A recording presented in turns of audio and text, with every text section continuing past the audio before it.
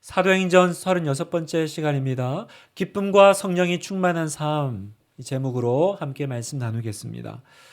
어떤 아이가 아빠한테 이런 질문을 했대요. 아빠, 왜 어떤 사람은 하나님이 천국에 빨리 데려가시나요? 충분히 아이들이 물어볼 수 있는 질문이잖아요.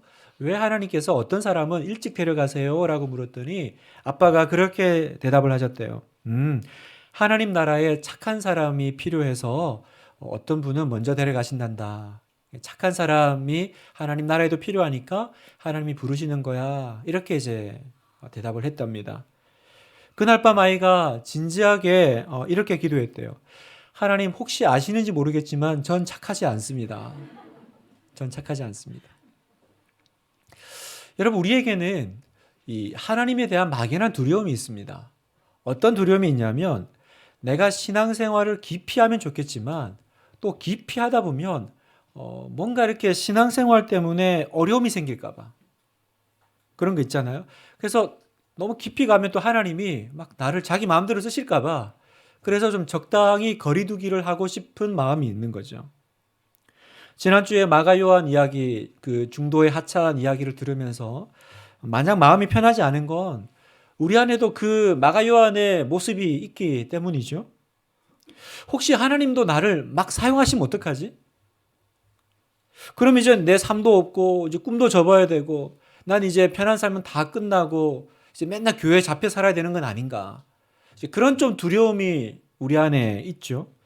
그래서 그런 삶이 좋지만 또 그렇다고 해서 그런 삶이 마냥 반갑지만은 않습니다. 이번 구정 명절에 이제 식구들이 모여가지고 저희들이 이제 우리 가족들 모임을 했는데 그때 제 장모님이 그 손주들을 이제 모아놓고 이제 덕담을 하시면서 이런 얘기를 하신 거예요. 자, 너희 중에도 누가 한 명 부모의 대를 이어야지. 이렇게 얘기하신 겁니다. 그랬더니 그 제 동생 집에 그 초등학생 딸이 있는데 걔가 그 얘기를 딱 듣더니 자기 남동생을 가리키면서 아, 잘 됐네요. 마침 얘가 꿈이었거든요. 좋은 건 알겠지만 이해시키면 된다라는 거죠. 나는 아니. 그러니까 우리 안에 그게 있는 거죠. 항상 하나님 여기 김 집사가 준비되어 있사오니 이 사람을 보내소서. 주여 김 집사가 여기 있습니다. 나는 아직 아니고 항상 우리는 그런 기도가 있습니다. 성도 여러분, 혹시 여러분 마음속에 어떤 이런 좀 두려움이 있으세요? 하나님에 대한 막연한 뭔가 가까이 가기도 무섭고 또 멀어지자니 뭔가 그것도 아닌 것 같고 이런 어떤 영적인 부담감이 있다면 오늘 이 말씀을 통해서 해소되기를 바랍니다. 그리고 이 말씀을 들으면서 다시 기쁨과 성령 충만함이 회복되는 그런 말씀 묵상 시간이 되기를 그렇게 축복합니다. 지금 우리가 사도행전에 그 사도 바울의 선교 여행을 이제 따라가고 있는데 사도 바울은 총 4번의 선교 여행을 떠났습니다. 저희가 이렇게 그 성지순례를 가면 이스라엘을 성지순례를 하기도 하지만 어떤 분들은 그 사도 바울의 그 선교 여행 코스를 이렇게 따라가는 성지순례를 하기도 하거든요. 그런데 그 사도 바울의 성지순례 코스를 따라가 본 많은 성도들이 공통적으로 똑같이 하는 얘기가 있습니다. 그건 뭐냐면 도대체 바울은 그 당시에 이 먼 거리를 어떻게 다녔을까라는 거예요. 어떻게 다녔을까? 우리는 지금 에어컨 달린 버스 타고 다녀도 죽겠는 거예요. 이렇게 험하냐? 이렇게 힘드냐? 그런데 그때 그 사람들은 그 바울과 바나바는 이 길을 어떻게 다녔을까? 길이 좋았겠습니까? 치안이 안전했겠습니까? 뭐 가는 곳에 뭐 여인숙이 있었겠습니까? 식당이 있었겠습니까? 그러니까 모든 것이 어려운 시대에 그 복음이라는 그 하나를 짊어지고 한 영혼에게 그걸 전하러 그 떠났던 그 사람들의 길을 쫓아가면서 지금의 성도들이 혀를 내두르는 거예요. 도대체 이거 어떻게 한 거야? 이 길을 어떻게 다녔을까? 성도 여러분, 어떻게 다녔을까요? 그 원동력이 무엇이었을까요? 그 사람들은 안 힘들었을까요? 안 무서웠을까요? 그래서 다닌 걸까요? 그러지 않았을 겁니다. 우리랑 똑같은 성정에, 그죠? 똑같은 사람입니다. 똑같지만 그 어려운 전도 여행을 포기하지 않고 또 1차, 2차 그렇게 다녔던 이유는 하나입니다. 바로 그 안에 있는 복음에 대한 확신, 그죠? 복음에 대한 열정이 그 사람들로 하여금 그 일을 포기하지 않고 감당하게 했던 거죠. 로마서 1장 16절 말씀을 같이 한번 읽어볼까요? 시작. 내가 복음을 부끄러워하지 아니하노니 이 복음은 모든 믿는 자에게 구원을 주시는 하나님의 능력이 됨이라. 먼저는 유대인에게요, 그리고 헬라인에게로다. 복음이 뭐냐? 복음은 예수 그리스도가 복음입니다. 복음, 그러니까 한자인데 복된 소식이라는 거죠. 기쁜 소식. 영어로 이제 가스펠. 이 기쁜 소식이 뭐냐? 바로 예수님이 오셨다라는 거예요. 내 죄를 구하기 용서하시고 내 죄를 위해서 십자가에 죽으신 메시아. 예수님이 하나님의 아들이 이 땅에 오셨습니다. 이게 기쁜 소식, 복음. 그래서 누구든지 이 복음을 믿으면 뭐라고 하세요? 복음은 모든 믿는 자에게 구원을 주시는 하나님의 능력. 다시 말해서 이 복음을 예수님을 듣고 믿기만 하면 누구든지 지옥 갈 사람이 천국 백성이 되고 마귀 종로로 타는 사람이 하나님의 자녀가 되는 이 놀라운 능력이 복음이다. 사도 바울의 가슴 속에는 이 복음이 있었던 거죠. 그래서 바울은 이 복음을 뭐라고 그래요? 난 부끄러워하지 않는다라는 거예요. 부끄러워하지 않고 않을 뿐만 아니라 더 나아가서 나는 이걸 안 하면 안 돼. 그래서 전하지 않으면 큰일 난다까지라고 이야기합니다. 고린도전서 9장 16절. 내가 복음을 전할지라도 자랑할 것이 없음은 내가 부득불할 일임이라. 만일 복음을 전하지 아니하면 내게 화가 있을 것이로다. 복음을 전할 뿐만 아니라 내가 전하지 않는 건 내가 화받을, 다시 말하면 하나님의 진노받을 일이다. 이렇게 얘기하는 거죠. 여러분, 우리는 전도 부담스러워합니다. 그렇죠? 전도하라 그러면 힘들어요. 때로는 부끄럽기도 합니다, 실제로. 그런데 사도 바울은 생각이 달랐어요. 이거는 불편함의, 부끄러움의 문제가 아니라 다시 말하면 진노의 문제라는 거죠. 당연히 해야 되고 안 하면 표현하면 하나님께 벌 받을 일이라는 거죠. 그러면 이건 이제 문제가 심각해집니다. 나는 이걸 선택의 문제라고 하는데 하나님은 이걸 옵션이 아니라 필수라는 거예요. 필수. 목사님, 전도 안 하는 게 그렇게 화받을 일입니까? 너무 과한 거 아니에요? 이렇게 한번 생각해 보세요. 팬데믹 상황이 지금 우리가 계속 진행되고 있잖아요. 전 세계적인 전염병이 돌고 있는데 진짜 코로나 이상의 너무나도 치명적인 또 전염병이 돌아서 국가에서 어떤 제약회사를 지목해서 백신을 개발을 해달라. 그래서 그 회사가 드디어 개발을 했습니다. 그런데 온 세상 사람들이 지금 죽어가고 있는데 딱 그 회사가 갑자기 우리 아는 사람들에게만 나눠주고 조금 더 아량을 베풀어서 자기 나라 사람들에게만 딱 그 약을 전한다. 그러면 이건 선택의 문제예요? 화받을 문제입니까? 이건 선택의 문제가 아니잖아요. 이거는 정말 죄 아닙니까? 지금 사람들이 다 죽어가고 있는데 다른 사람에게 이 약을 전해야 된다는 건 이건 당연히 해야 되는, 하지 않으면 나중에 정말 화받을 일이라는 거죠. 무슨 말이냐면 사도 바울 안에는 이 심정이 있었다는 겁니다. 복음은 단지 그냥 사람이 병 들고 낫고의 문제가 아니라 한 사람의 영원을 결정하는 문제. 영원히 살고 죽느냐가 결정되는 이 일이니까. 그러니까 바울은 상상할 수 없는 희생과 또 수고와 대가를 치르면서도 반드시 일을 해야 되는 거예요. 우리 성도 여러분, 우리는 지금 사실 굉장히 안일한 환경 속에서 너무 편하게 신앙생활을 하고 있습니다. 그렇죠. 우리도 때로는 시간을 희생하기도 하고 때로는 재정과 또 돈을 들이기도 하고 또 교회 열심히 좀 나오고요. 교회 봉사도 좀 합니다. 때로는 믿는 것 때문에 집안에서 핍박을 당하기도 합니다. 그렇게 하죠. 그래서 우리는 그럴 때마다 그래 내가 나쁘진 않아. 꽤 괜찮은 그리스도인이야 라고 자부심을 가질 수 있어요. 그러나 여러분, 예수 믿는 건 그 정도가 아니라는 거예요. 복음은 더 깊은 겁니다. 어느 정도 깊은 거냐면 내가 완전히 이 복음에 붙잡힌 삶을 살아야 된다는 거예요. 다시 말하면 한 사람에게 복음을 전하기 위해서 나는 나의 전생애를 헌신해야 된다라는 것을 깨닫는 게 바로 복음으로 사는 삶이라는 거예요. 여러분 생각해 보세요. 진짜 그 사람이 내 인생에서 내 눈앞에서 시퍼렇게 살아계신 하나님을 만나고 났는데 아무 말도 안 할 수 있겠어요? 아무것도 전하지 않을 수 있겠습니까?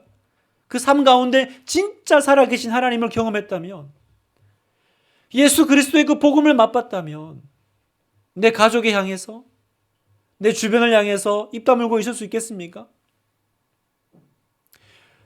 저에게는 저희 아버지도 목사님이지만 제 장인어른도 이제 목사님이시거든요. 장인어른도 똑같이 이제 그 은퇴하신 선교사님이세요. 지금 이제 은퇴하셔서 저희 교회 나오고 계신데, 그래서 지금 여기는 없습니다. 안 계셔서 제가 좀 마음이 좀 편합니다.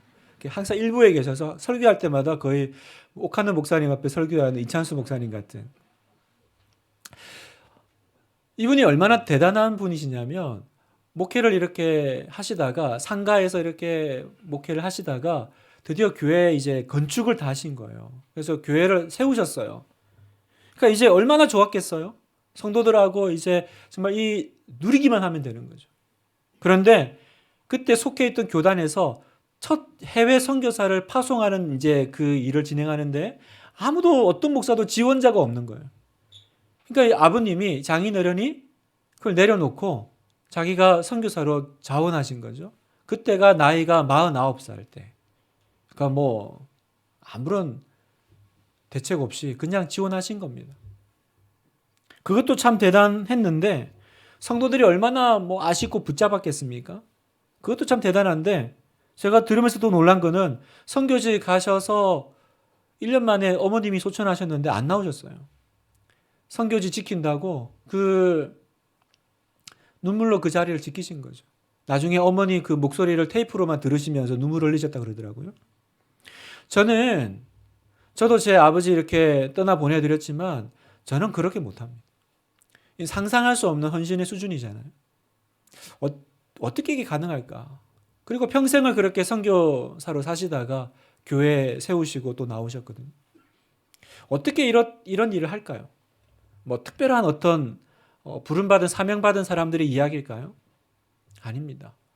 우리 모두의 이야기여야 됩니다.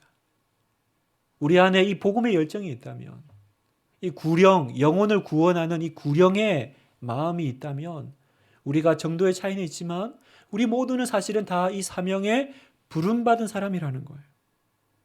여러분 지금 잠깐 한번 이런 상상을 해보세요. 내가 눈 감고 지금 죽어 하나님 앞에 갔는데 그 천국과 지옥으로 갈라지는 그 길목에 서 있다고 생각해 보십시오. 여러분이 지금 죽어서 그 앞에 있습니다. 자, 그 앞에서 뭐가 중요할까요? 뭐가 중요하겠습니까, 여러분? 여러분이 이 땅에 추구하고 있는 그 모든 것을 다 생각해 보면서 뭐가 중요할까요? 그 천국과 지옥으로 갈라지는 그 문 앞에서 여러분의 눈에는 누가 지금 보이십니까? 우리가 천국 문 앞에 가면 두 부류의 사람이 우리를 찾아온다고 해요. 첫 번째 부류는 나에게 복음을 전해줘서 고맙다고 눈물을 흘리면서 내 손을 잡는 한 부류가 있고, 또 다른 부류는 지옥으로 떨어지면서 내가 당신과 그렇게 오래 있었는데 왜 한 번도 나에게 예수 이야기를 해주지 않았냐, 그렇게 울면서 떨어지는 사람이 있답니다. 여러분 눈에는 누가 보이십니까? 사랑하는 성도 여러분, 우리가 살아계신 하나님을 만났다면, 내가 이 복음에 대한 확신과 이 복음을 통해서 내가 천국과 소망을 얻었다면, 우리는 이 복음에 매진한 삶, 복음을 위해 살아가는 삶, 복음을 전하는 삶, 그게 어떤 특별한 사람들 사명자 이야기가 아니라 우리 모두의 이야기인 줄 믿습니다. 여러분이 그런 삶을 사시기를 축복해요. 여러분이 그 사명을 받은 사람들이에요. 여러분은 괜히 지금 그 동네에 살고 계신 게 아닙니다. 어쩌다가 서현동에 살고 어쩌다가 순회동에 어디 살고 계신 게 아닙니다. 하나님께서 그 주변 사람들에게 여러분을 보내신 거죠. 나중에 그 천국 길목에서 만나실 겁니다. 그때 감사합니다. 그때 고맙습니다. 그 복음 듣고 그 전도 듣고 제가 천국에 들어갑니다. 그 감사함을 듣는 여러분 되시기를 축복합니다. 자, 우리가 그러면 복음을 전할 때 어떤 일이 벌어질까? 우리가 복음을 전할 때 세 가지 일이 벌어집니다. 첫 번째, 말씀의 은혜로 살아가는 역사가 일어납니다. 오늘 본문에 보니까 바울이 설교를 딱 마치니까 다음에도 또 말씀을 전해달래요. 자, 42절. 그들이 나갈새 사람들이 청하되 다음 안식일에도 이 말씀을 하라 하더라. 이게 복음을 들은 사람들의 반응입니다. 은혜를 받으면요, 더 말씀이 고파져요. 왜 그렇습니까? 그 영혼이 살아나니까 살아나면 먹고 싶어지는 거죠. 아, 내가 이 하나님 말씀을 들으니까 이제 내가 살겠습니다. 소망도 없이 허망하게 허무하게 도대체 나는 왜 사는 거지? 어디서 와서 뭐하며 살다가 어디로 가는 거지? 그걸 모른 채 의미 없이 하루하루를 살아가는 사람들이 하나님을 만나고 복음을 만나니까 아, 이제 내가 숨이 쉬어집니다. 내가 살겠습니다. 또 말씀을 들려주세요. 또 들려주세요. 43절. 회당의 모임이 끝난 후에 유대인과 유대교에 입교한 경건한 사람들이 많이 바울과 바나바를 따르니 두 사도가 더불어 말하고 항상 하나님의 은혜 가운데 있으라 고나니라. 많이 바울과 바나바를 따르니 무슨 말이에요? 설교를 끝냈는데 사람들이 안 떠나는 거예요. 더 들려달라고, 뭔가 더 듣고 싶어서. 여러분, 말씀을 들으면 영혼이 살아납니다. 그러면 이제 내가 말씀 듣는 자리가 더 기다려지고 사모해지게 됩니다. 그랬더니요, 그 회당에서 말씀을 들은 사람들이 가만히 있질 못했나 봐요. 온 성에 나가서 자기가 들은 얘기들을 막 했나 봐요. 그러니까 일주일 뒤에 놀라운 일이 벌어집니다. 44절. 그 다음 안식일에는 온 시민이 거의 다 하나님 말씀을 듣고자 하여 모이니. 그 성의 규모가 얼마인지 모르겠지만 그 성에 거의 다 온 시민이 모인 거예요. 여러분, 전도는 이렇게 하는 거죠. 여러분, 전도 어렵잖아요. 왜 어려워요? 설득하려고 하니까 어렵죠. 설득하려고 하니까 어렵습니다. 여러분, 전도는 설득하는 것이 아니라 내가 말씀에 은혜 받고 내가 좋은 것을 전하는 거예요. 내가 좋은 걸 전하는 게 전도죠. 나도 안 좋은 걸 전하려고 하니까 어려운 거예요. 나도 변화시키지 않은 말씀을 전하려고 하니까 부끄러운 거예요. 여러분, 어디 가서 맛집 가서 맛있는 거 먹으면 얘기하잖아요. 어디 영화 재밌는 거 보면 얘기하잖아요. 드라마 재밌는 거 보면 보라고 얘기하잖아요. 그게 부끄럽습니까? 내가 좋았으니까. 여기 오늘 사도 바울과 바나바 모여가지고 막 죽은 사람 일으키고 병 낫고 기적 아무것도 없었어요. 지난주에 봤던 것처럼 그 스데반 설교, 그 딱딱한 설교잖아요. 그 설교 그대로 따라한 설교, 그냥 말씀만 전했을 뿐이에요. 그런데 말씀이 전해지고 복음을 들으니까 사람들이 심령이 뜨거워지는 거예요. 아무도 얘기 안 했는데 온 성에 나가서 다 데리고 오는, 그게 전도 아니겠어요, 여러분? 성도 여러분, 여러분에게 이 은혜가 있습니까? 들어도 또 하나님 말씀을 듣고 싶은 그 마음의 은혜가 있습니까? 여러분, 내가 은혜가 식은 첫 번째 증거가 있다면 그건 내가 더 이상 말씀에 대한 열정이 없는 거예요. 그게 은혜가 식은 첫 번째 증거입니다. 더 이상 말씀 듣고 싶은 마음이 안 생기는 거. 어떤 목사님이 중국에 3박 4일 말씀을 전하러 가셨대요. 그런데 첫째 날 설교를 다 끝냈는데 성도들이 안 가는 거예요. 목사님, 벌써 끝난 거예요? 더 해주세요, 더. 그래가지고 할 수 없이 목사님이 그 다음날 하려고 준비했던 설교를 또 했대요. 아, 더 해주세요, 이러시는 거예요. 그러니까 결국 3박 4일 설교할 거를 첫째 날 다 하고 그 다음날부터는 새로운 설교를 준비를 해야 되는. 여러분, 이게 은혜죠. 찬송가 205장, 주 예수 크신 사랑 늘 말해주시오. 그 찬송가 후렴 가사가 어떻게 됩니까? 평생에 듣던 말씀, 평생에 듣던 말씀, 주 예수 크신 사랑, 뭐라고요? 또 들려주시오. 뭘 들려달래요? 평생에 듣던 얘기를 들려달래요. 새로운 얘기 아닙니다. 듣고 또 들어도 지루하지 않고 몇백 번을 들어도 좋은 것, 그게 복음이잖아요. 하나님이 날 사랑하시고 하나님이 나를 어떻게 사랑하셨는지 독생자를 보내사 그 복음의 이야기 듣고 또 듣고 주 예수 크신 사랑 또 들려주시오. 그 은혜가 우리 안에 살아나기를 축복합니다. 그 은혜가 분당 하나교회 안에 있기를 축복합니다. 그러면 전도는 저절로 될 겁니다. 그래서 저는 우리 교회 안에 그런 그림이요. 제가 설교를 딱 하고 나가는데 목사님 설교가 왜 이렇게 오늘 짧습니까? 더 해주세요. 제 바지 끄댕이를 잡고 이렇게 그냥은 못 갑니다. 그러면 한번 생각해 볼게요. 이런 아름다운 그림이 있어야 되는데 설교를 하고 있으면 또 시간 넘어간다. 또 오버하네. 이러고 있으면 안 된다라는 거예요. 말씀의 은혜가 살아나는 것. 그것이 복음을 전할 때 첫 번째 모습이라면 두 번째 믿음의 담대함이 생기고 커집니다. 여러분 복음이 전해지는 곳에는 항상 사탄의 공격이 있어요. 사도행전은 항상 그 얘기입니다. 전하고 공격이 있고 전하고 공격이 있고 오늘도 보면 45절 유대인들이 그 무리를 보고 시기가 가득하여 바울이 말한 것을 반박하고 비방하거늘. 여러분 2000년 전이나 지금이나 똑같아요. 똑같아요.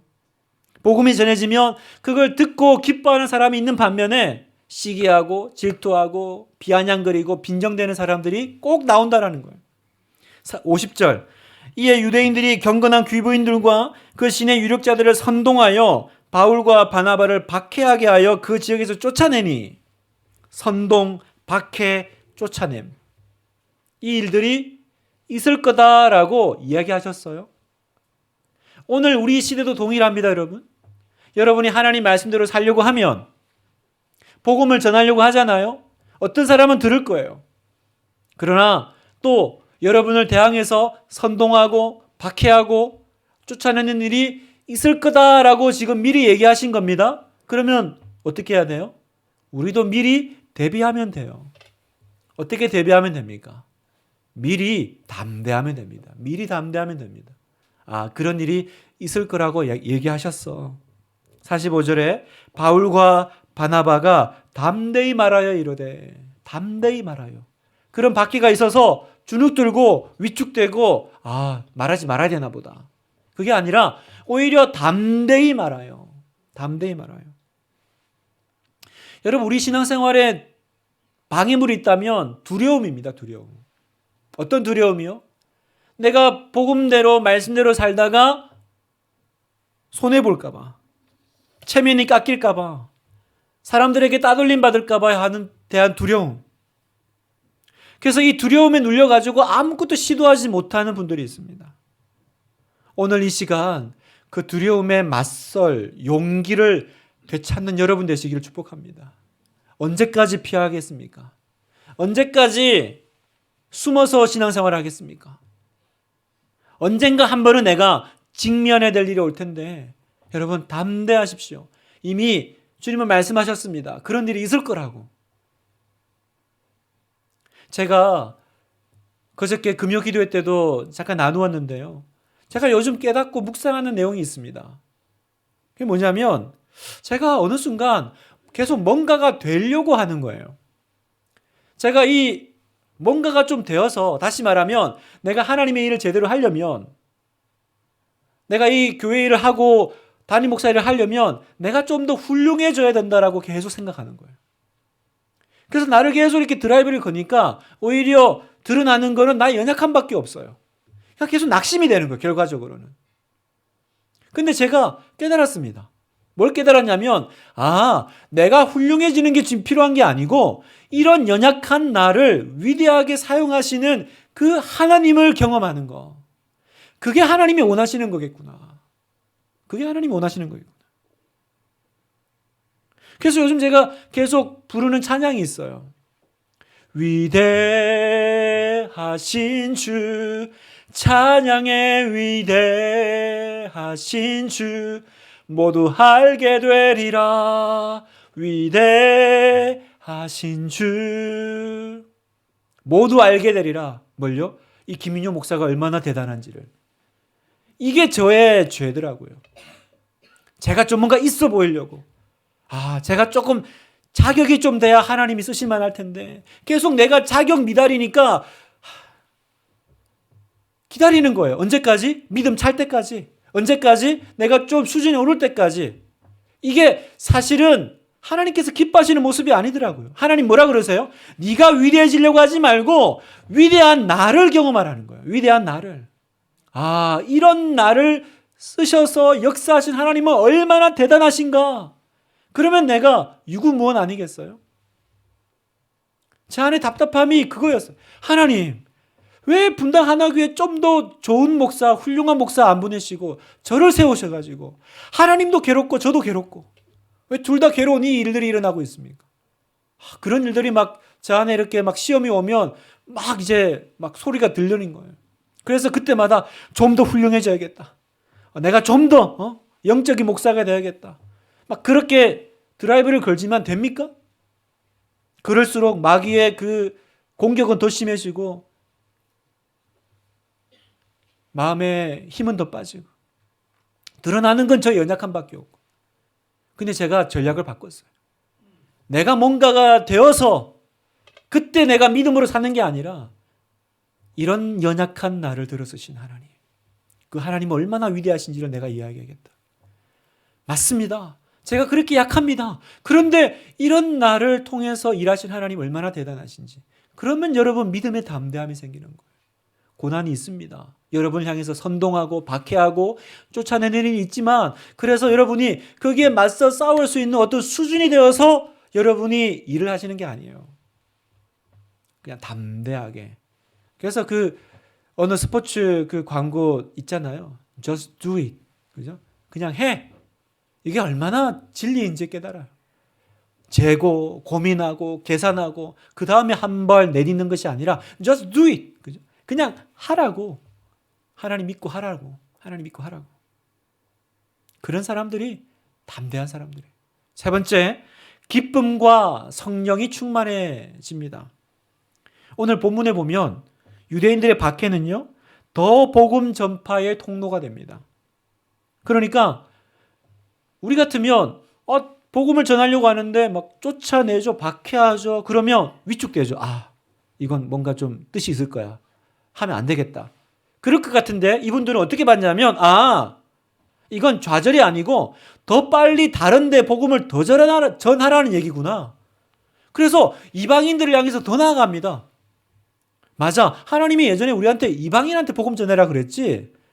그래서 유대인이 해당에서 나와서 이방인들에게 더 복음을 전하는 그 박해가 기회가 되더라는 거죠. 자, 48절. 그랬더니 이방인들이 듣고 기뻐하여 하나님 말씀을 찬송하며 영생을 주시기로 작정된 자는 다 믿더라. 주의 말씀이 그 지방에 두루 퍼지니라. 결과는 이거라는 거예요. 유대인들의 핍박이 좌절이 아니라 오히려 하나님의 복음을 더 전하는 또 새로운 곳으로 나아가는 문이 되었다라는 걸 성경이 말하고 있죠. 그렇게 제자들은 바울과 바나바는 그 사인으로 해석한 겁니다. 그러니까 이제 좌절될 일이 생기면 예전 같으면 위축될 텐데 이제 어떻게 해요? 이게 오히려 뭔가 또 새로운 일이 시작될 조짐이구나. 기대가 있는 거예요. 기대가 있으니까 어떻게 돼요? 기쁨이 찾아오죠. 다시 성령으로 충만해지죠. 그래서 52절 보세요. 제자들은 기쁨과 성령이 충만하니라. 이 아이러니한 일을 보십시오. 방금 앞에는 박해받고 쫓겨나고 그런 일이 있는데 오히려 제자들은 반대로 기쁨과 성령이 충만해요. 왜 그렇게 됐습니까? 왜 그렇게 됐습니까? 이제 복음으로 살아가는 사람에게는 좌절도 실패도 없구나라는 걸 깨달은 거예요. 사랑하는 성도 여러분, 여러분에게 말씀드립니다. 하나님의 백성에게는 실패가 없어요. 여러분 믿으십니까? 안 믿으십니까? 하나님의 백성에게는 실패도 좌절도 없습니다. 아멘이세요? 아멘이시죠, 여러분? 왜냐하면 하나님께서 그 모든 것들을 다 선용해서 복음 전할 기회로 삼으실 뿐이에요. 그렇게 하실 거예요.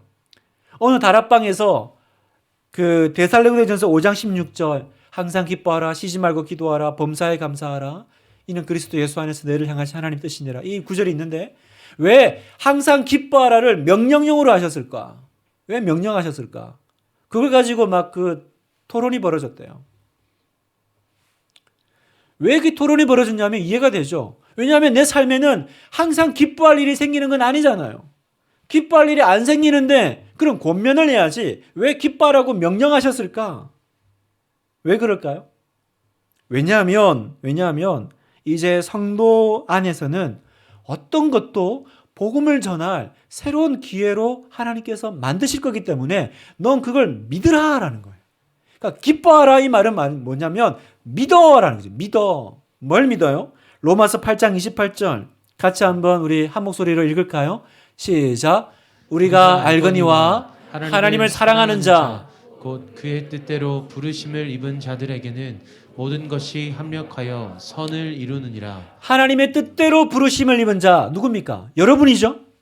성도들에게는 모든 것이 합력하여. 자, 여러분 보세요. 여기 이 모든 것에 빠지는 게 있습니까? 기쁨, 좋은 일, 성공 이것만 들어가고 눈물, 나의 실수, 실패, 좌절, 죄는 빠집니까? 그러면 어떤 것들은 협력하여 선을 이루느니라 이렇게 말씀하셔야 되죠. 근데 여기 보니까 모든 거래요. 모든 거. 때로는 나의 연약함마저도, 때로는 내가 잘못해서 저지른 그 실수마저도 하나님을 사랑하면, 하나님의 뜻대로 부르심을 받은 사람에게는 그것조차도 하나님이 나중에 재료로 쓰시겠다라는 거예요. 할렐루야. 할렐루야. 이것이 여러분의 삶이니 뭐라고 말씀하세요? 항상 기뻐해라. 항상 기뻐해라. 모든 것을 내가 선용하겠다. 말씀을 마무리하려고 합니다. 제가 이번에 사역훈련을 끝내시는 분들, 또 이번에 제자훈련을 지원하시는 분들에게 항상 마지막으로 묻는 질문이 있습니다. 집사님, 이제 남은 삶을 주님을 위해 사시겠습니까? 그러면 허거덕 놀래요. 그 정도까지는 아닌데요, 목사님. 왜 놀랄까요?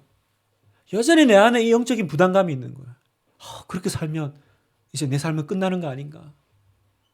여러분, 마귀는요, 에덴 동산에서부터 지금까지 예나 지금이나 전략이 똑같습니다. 뭐예요? 하나님께 매이는 삶은 불편하다는 거예요. 하나님께 벗어나. 네가 선악과 따먹고 좀 떨어져라. 거리두기를 해야 돼. 하나님한테 너무 있으면 괴로워. 그게 예나 지금이나 똑같은 거짓말이에요, 여러분. 마귀의 거짓말. 그러니까 지금도 많은 성도들이 던지지도 못하고 뒤로 물러가지도 못하고 그냥 어정쩡하게. 그래서 여러분 여기까지 살아오셨잖아요. 그래서 요즘 기쁨과 성령이 충만하세요? 아주 만족스러우십니까? 목사님, 이렇게 행복할 수가 없습니다. 그러십니까? 그 삶이 여러분을 진짜 만족하고 기쁘게 했습니까? 만약에 이 질문이 집사님, 이제 남은 삶을 주님을 위해 사시겠습니까? 이게 부담스럽다면 그러면 질문을 다시 바꿔볼게요. 그러면 집사님은 이제 남은 삶을 뭐 하면서 사용하시려고 하십니까? 그 남은 삶을 어디다가 쓰시려고 하세요? 여러분 대답해 보십시오. 그러면 남은 삶은 뭐 하며 사시려고요? 뭐 맛집 돌아다니실 겁니까? 아니면 우리나라 100대 명산 다 찍어 보실 겁니까? 아니면 어디 내 노후를 어디 비치에서 파라솔 밑에 그렇게 보내는 거, 거기에 그렇게 살려고 지금 내 남은 삶을 준비하고 계세요? 어떤 삶이 복된 삶입니까? 저는 내 인생을 내 마지막 숨 거두는 그날까지 던져볼 무언가를 찾은 인생이 복된 삶이라고 믿습니다. 마지막 순간까지 나는 사명자요. 나는 비저너리요. 나는 하나님께서 뜻이 있어 이곳에 보내셨어. 그걸 믿고 살아가는 끝까지 마지막 한 방울까지 쓰임받는 인생이 저는 그게 사람이 복된 인생이라고 믿습니다. 여러분이 서현동에 왜 살고 계십니까? 여러분은 순회동에 왜 살고 있습니까? 이사하다 보니까 그렇게 흘러 그 동네에 살고 계십니까? 아니면 하나님이 뜻하신 바가 있어. 그 생명의 복음을 전하려고 여러분을 그 자리에 보내셨습니까? 판이하게 달라지지 않겠어요? 판이하게. 내 삶의 모습이 양상이 내 눈앞에 시퍼렇게 살아계신 하나님을 만나고 날마다 복음의 감격 가운데 흐느껴 기도하며 내 남은 삶을 복음을 위해 살기로 결단하십시오. 그러면 주님께서 여러분을 기쁨과 성령으로 충만하게 하실 겁니다. 이전에 내가 어느 맛집, 어느 여행을 가서도 맛보지 못한 그 기쁨, 그 전도자에게만 주시는 기쁨, 전도자에게만 허락하시는 성령 충만을 여러분에게 충만하게 하실 것입니다. 더 이상 마귀 때문에 그 거짓말에 두려워하지 마세요. 부담감 느끼지 마세요. 사도행전 4장 31절 마지막으로 함께 읽겠습니다. 시작. 비행기를 다음에 모인 곳이 진동하더니 무리가 다 성령이 충만하여 담대히 하나님의 말씀을 전하니라. 아멘. 뭘 빌었을까요? 빌기를 다음에 뭘 빌었을까요? 이 앞에 막 그 복음 전하지 말라고 핍박하고 이제 잡아 가두고 때리고 이랬는데 우리 좀 살려주세요. 그걸 빈 게 아니고 하나님 여전히 우리가 말씀 똑바로 잘 전하게 해주세요. 그 빌기를 다음에 하나님이 뭐라고 하세요? 땅을 진동시키시고 다시 성령으로 충만하게 하시고 담대하게 살아가게 하시는 그 사람이 여러분 되시기를 축복합니다. 그 사람 여러분 되실 것은 믿습니다. 그래서 우리 찬양이요. 아무것도 두려워 말라. 주 나의 하나님이 지켜주시네. 놀라지 마라. 겁내지 마라. 주님 나를 지켜주시네. 하나님은 하나님의 백성을 지키십니다. 내가 사명 붙잡고 살면 그 복음을 위해 살면 하나님의 뜻대로 살면 모든 것이 합력하시는 그 선함이 여러분의 삶을 이끌어 가실 거니까 여러분 두려워하지 마십시오. 놀라지 마십시오.